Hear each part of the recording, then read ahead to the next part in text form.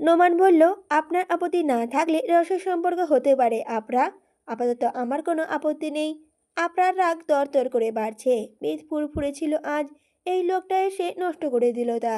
নোমান এবার সিরিয়াস ভঙ্গিমায় বলল, দুবার এসেছিলাম আপনার কাছে। কোথায় ছিলে এতদিন? শহর ছাড়তে না করা হয়েছিল? আপরা মাথা ঘুরিয়ে নোমানের দিকে তাকালো। কেমন চোরা দৃষ্টি নোমানের। গম্ভীর গলায় বলল আপরা, জেনেও না জানার ভান করা গিরগিটিতে আপরা একদম পছন্দ করতে পারে না মিস নোমান। হতাশ নিঃশ্বাস ফেলল নোমান। আপরা মুচকি হেসে প্রকৃতি দেখার মন দিতেই ঔষধের দোকানের সামনে দাঁড়ানো মানুষটাকে চোখে পড়ল। কেমন গম্ভীর দৃষ্টিতে তাকিয়ে আছে তাদের দিকে। দৃষ্টিটায় কি ছিল আপরা চোখ মেলাতে পারল না। চটপট করে দৃষ্টি নামিয়ে ঈষৎ কেঁপে উঠল আপরা। আরেক পলক দেখার স্বাদ জাগলো। আফিফ মুনতাসির কি এখনো তাকিয়ে আছে এদিকে? কিন্তু ওই দৃষ্টির মুখোমুখি হওয়ার দুঃসাহস আপরা করল না। রিস্কাটা আড়াল হতেই আফিফ ঔষধের প্যাকেটটি শক্ত করে চেপে ধরে হাঁটতে লাগলো। মুখভঙ্গি দেখে বোঝার উপায় নেই একটু আগে এই ছেলে প্রচণ্ড রেগেছিল। মোড়ের কাছাকাছি আসতেই নোমান রিস্কা থামাতে বলল, নেমে যাবে। আপরা কিছুই বলল না। ভাড়া মিটিয়ে কয়েক পা এগোতেই আপরা ডেকে উঠল। তীক্ষ্ণ দৃষ্টিতে মেয়েটা কেমন তাকিয়ে আছে। কাছে গিয়ে দাঁড়াতেই কয়েকটা খুচরো টাকা সামনে মেলে ধরল আর বলল, টাকাগুলো ভবিষ্যতের জন্য জমিয়ে রাখুন। রিস্কায় উঠলেই ভাড়া যে পুরুষ দিতে হবে এটা ভাবা বন্ধ করুন। আপনার ভাড়া কেটে নেওয়া হয়েছে। অযথা টাকা নষ্ট করা নারাজ আমি। আসুন এবার। নোমান কিছুটা অপমানিত হয়তো হলো। মুখটা কেমন থমথমে এলো। টাকাটা হাতে গুঁজে ফের হেসে বলল আপনাকে, কয়েকদিন আগেও মিস আপনার পছন্দ অপছন্দে গুরুত্ব আমার কাছে কোনো রকম ছিল না। তবে এখন মনে হচ্ছে আপনার পছন্দ অপছন্দের থেকে গুরুত্বপূর্ণ আর কিছুই নেই। খুব শীঘ্রই দেখা হচ্ছে মিস আপরা। কথাটা বলেই হন হন করে চলে গেল নোমান। আপরা কথাগুলো আবর্জনা ভেবেই নাক কুঁচকে নিল। বিচিত্রা ঘিরে ধরল যেন। রিক্সা চালককে ইশারা করতেই রিক্সাটা আবার চলতে শুরু করলো। আপরা ব্যাগ থেকে ফোন বের করে ফোন করলো কাউকে। ফোন তুলতেই বলে উঠল, তুমি তো ঠকে যাচ্ছ নাদিয়া। নিজের ভাইয়ের লাইফ সাজাতে নিজেই লাইফ নিয়ে ভাবছো না। তোমার প্রেমিক তো ভালোই মজেছে ভাবি নিয়ে। শুনতে খারাপ লাগলেও তো সম্পর্ক পাল্টানো যায় না। কিছুই করার নেই তোমার।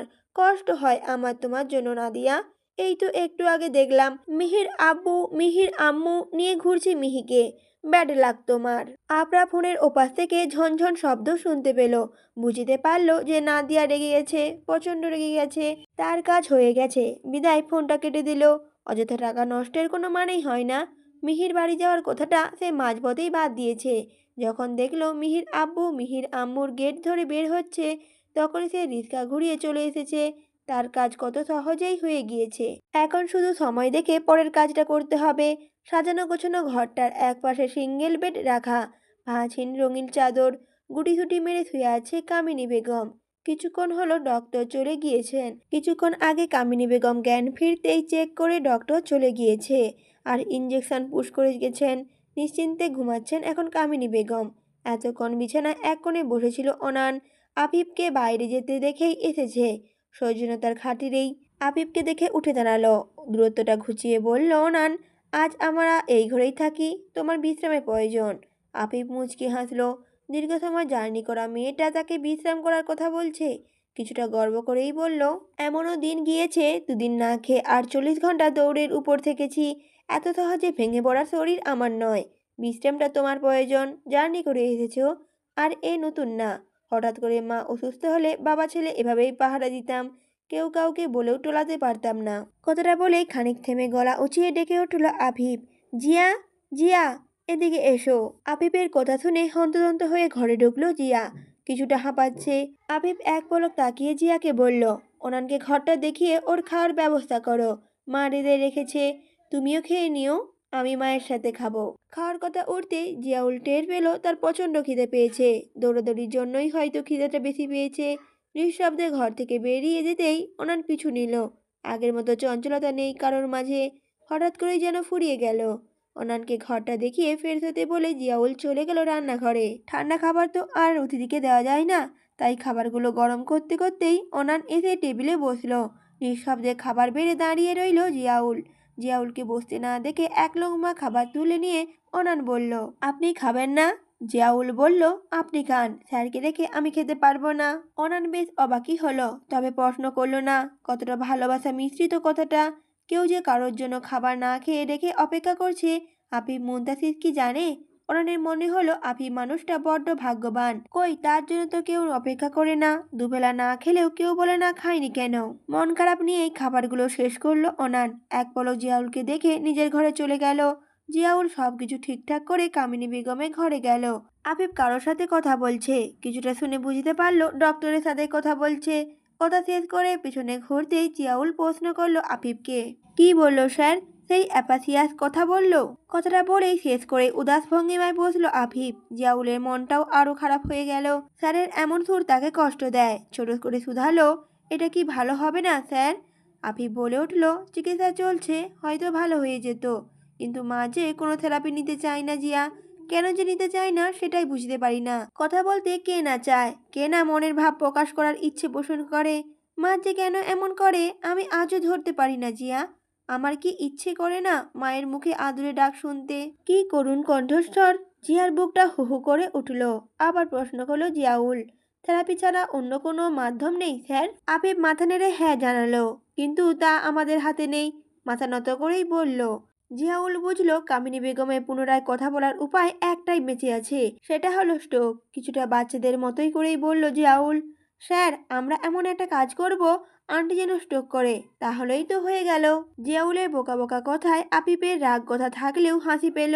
কিছুটা হেসেই বলল, মস্তিষ্কের টোক পাগলা, আমাদের কাজে যদি হার্ট অ্যাটাক করে বসে তখন? মনিরা বলে উঠল মিহিকে, আজ লং ড্রাইভে গেলে কেমন হয় মিহি? নেচে উঠল মিহি। কথাটা যেন বেশ পছন্দ হয়েছে তার। তবে আহিতের ভালো লাগলো না। কিছুদিন সময়টা তার খারাপ যাচ্ছে। ছোট মেয়েটার জন্য মনিরা সঙ্গটা সে সহ্য করে নিলেও তা কতদিন করবে জানে না। ধৈর্যের ভাত ভেঙে গেলে এই মেয়েকে যে কি করবে কে জানে। বিরক্ত দৃষ্টিতে মনিরার দিকে তাকাতেই মনিরা কিছুটা বিব্রত হলো। তড়িঘড়ি করে বলে উঠল, মিহি তুমি আব্বুর সাথে লং ড্রাইভে যাবে, আমি এখান থেকেই বাড়ি ফিরবো। দাদু একা আছে তো। আইসের বিরক্তিটা এক ছুটে পালালো। মনিরা আনন্দে উচ্ছ্বাসিত মুখটা কালো হয়ে এলো। ভেবেছিল আহিত প্রতিবাদ করবে, বরাবরের মতো বলবে, এই মেয়ে তোমাকে আমি বাড়ি ফিরতে বলেছি, একসাথেই ফিরবো।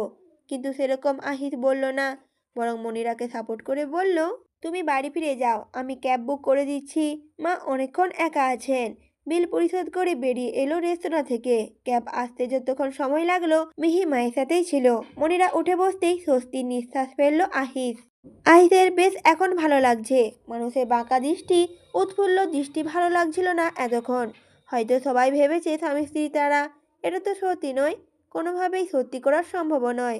তার জীবনে প্রেম প্রেয়সী ব্যতীত কারোর স্থান নেই, কারণ নয়। ধোঁয়া উড়িয়ে ক্যাব যখন ছুটে চলল, দুটো লোককে ইশারা দিয়ে নিজের গাড়িতে বসলো আহিস। লোক দুটো ইশারা পেয়ে ক্যাবকে অনুসরণ করে বাইক নিয়ে ছুটতে লাগলো। কর্তার হুকুম মান্য করা তাদের কাজ। গাড়িতে বসে মিহি এক পলক জানালা দিয়ে মাথা বের করে ক্যাবে ছুটে যাওয়া দেখল। মাকে ছাড়া ভালো লাগে না তার। গোমরা মুখে বলল মিহি, আব্বু আম্মু থাকলে বেশ মজা হতো। আহিস ভর্তি উত্তরে বলে উঠল, তোমার দাদু যে একা রয়েছে আম্মা, হঠাৎ অসুস্থ হয়ে পড়লে কে দেখবে? মন খারাপ করে না আম্মা যান, আরেকদিন আমরা চারজনই বের হব। এখন একটু হাসো। কথাটা বলে আহিত মিহির গাল টেনে দিল।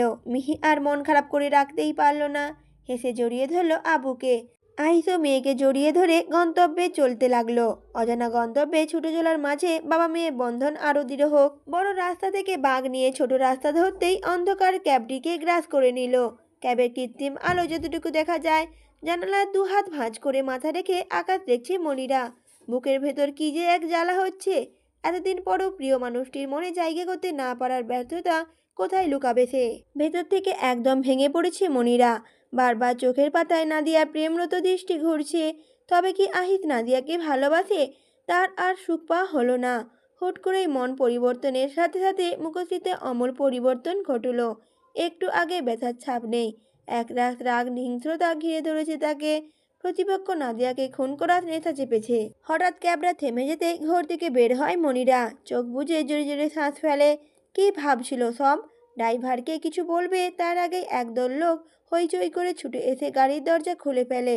টেনে হিঁচড়ে বের করে মনিরাকে। এক নিমিষেই কি যে হয়ে গেল বুঝতে না বুঝতেই লোকগুলো তাদের গাড়িতে তুলে ফেলেছে। বাইকটি কাছে আসতে না আসতেই তীব্র বেগে ছুটে গেল গাড়িটি। ড্রাইভার কোনো দিকে না তাকিয়েই ক্যাব নিয়ে চলে গেল। ঝামেলা জড়াতে কেই বাঁচায়। লোক দুটো ভয় নিয়ে একে অপরের দিকে তাকালো। এই মেয়ের কিছু হলে জান তাদের যাবে। অন্ধকারে এক ছিটে আলোয় অনুসরণ করে তারা ছুটল পিছু পিছু। হারিয়ে গেলে খুঁজে পাওয়া যাবে না।